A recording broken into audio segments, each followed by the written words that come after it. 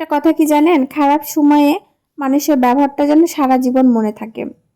আপনার খারাপ সময় কিন্তু বেশি দিন থাকবে না, কিন্তু মানুষের বলা কথা, ওই সময়টা মানুষের আঘাত দেওয়াটা, এটা কিন্তু কখনোই ভোলা সম্ভব না। হে এভরিওয়ান, আসসালামু আলাইকুম। জীবনের সফলতা পেতে গেলে আপনাকে সবার কাছে খারাপ হতে হবে, কারণ কেউ কখনো আপনাকে সাপোর্ট করবে না।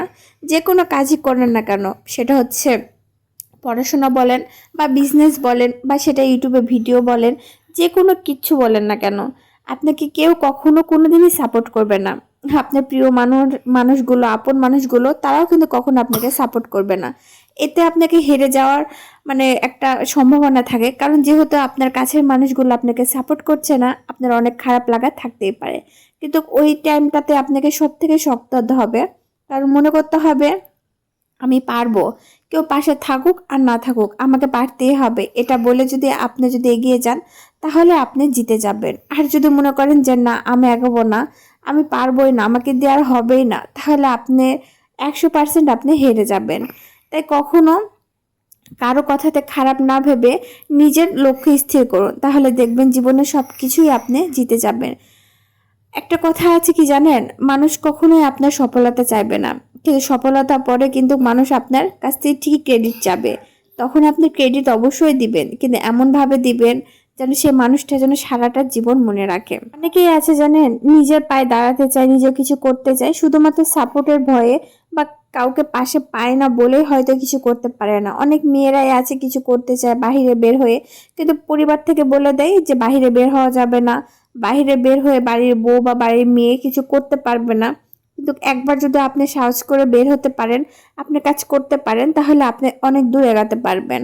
ওই যে বাড়ির বউ হওয়ার পর শুধু বাড়ির তো একটা মেয়ে না, ওই বাড়ির বউ হয়ে গেলে ওই বাড়ির সম্মান হয়ে যায়। পরিবারের কারো কথার অবাধ্য হওয়া যায় না, স্বামী বলেন শ্বশুর শাশুড়ি বলেন সবার মতামত নিয়ে চলতে হয়। তো ওই মেয়েটা কখনোই না ওই পরিবারের বিরুদ্ধে যে কোনো কিছু করতে পারে না। তো এভাবে করে আমাদের সমাজে প্রতিটা মেয়েদের ইচ্ছে বলেন, অধিকার বলেন, সবকিছুই বঞ্চিত হয়ে গেছে। আজকে হচ্ছে ঝটপট রান্না করছি হচ্ছে মাছের ঝোল বাসায়। মনে করেন যে হচ্ছে আমরা 3জন মানুষ, আমি, আপনাদের ভাইয়া আর হচ্ছে আমার একটা পুচকু সোনা। তো এই 3জন মানুষের জন্য ঝটপট হচ্ছে পাঙ্গাস মাছের ঝোল রান্না করব। এই যে দেখছেন একটা ভিডিওতে, এখানে যে আমার মেয়েটা কতবার ডিস্টার্ব করেছে, আমি এটি স্কিপ করতে চেয়েছিলাম বাট করিনি, কারণ যেহেতু আমার ছোট্ট মেয়ে ডিস্টার্ব করতেছে, ওকে তার কোথাও রেখে এসে তো আমি ভিডিও ভয়েস দিতে পারবো না। আর আমার মেয়েটা মনে করেন এতটা ছোট যে আমি যতবার ভিডিওতে করব ভয়েস দিব, ও ততবারই এসে আমাকে জ্বালাবে। তো যাই হোক, এটা আপনি স্কিপ করে যাবেন, যদি ভালো না লাগে তাহলে ইগনোর করবেন। তো আজকে আমি যেহেতু নিজে রান্না করছি, দ্বিতীয় প্রেগনেন্সিতে আমার মনে করেন যে কোনো কেউ সাপোর্টে নেই, আমার হচ্ছে নিজের ফ্যামিলি বলেন, শ্বশুর বাড়ির লোকেরা বলেন, কেউ না। তো সাপোর্টে নেই, তারপরও নিজের সংসারে সমস্ত কাজ করতে হচ্ছে। আপনাদের ভাইয়ার খাবার দাবারের বিষয়টা আমাকে খুব মাথায় রাখতে হয়, যেহেতু ও খাবারটা নিয়ে যায় লাঞ্চে খাবারটা। তো আমাকে খুব সকালে উঠে খাবার টাবার সব কিছু রান্না করে দিতে হয়। আবার আমার 3 বছরের একটা মেয়ে আছে, তার সমস্ত দায়িত্ব নিতে হয়, ওর খাবার বলেন, সব কিছু বলেন। তারপরে ওর তো দুষ্টুমি আছে, খুবই পরিমাণে আমার মেয়েটা দুষ্টুমি করে, তো সেগুলো সামলে আমাকে সব কিছু একা করতে হয়। জানি না কতটুকু পারবো, এটা আমার প্রফেশন না, বাট আমার ভিডিও করতে ভালো লাগে, শখ করে ভিডিওটা করা হয়।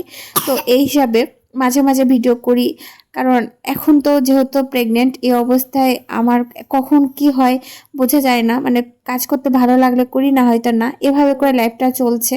তো অবশ্যই আমার সন্তানদের জন্য দোয়া করবেন, আমার অনাগত সন্তানের জন্য অনেক অনেক দোয়া রাখবেন, আর আমার মেয়ের জন্য তো অবশ্যই। আর যারা আমার ভিডিওটি পছন্দ করেন তাহলে প্লিজ একটা লাইক দিয়ে সাথে থাকবেন। আমি চেষ্টা করেছি আমার মতন করে তুলে ধরার জন্য। ধন্যবাদ।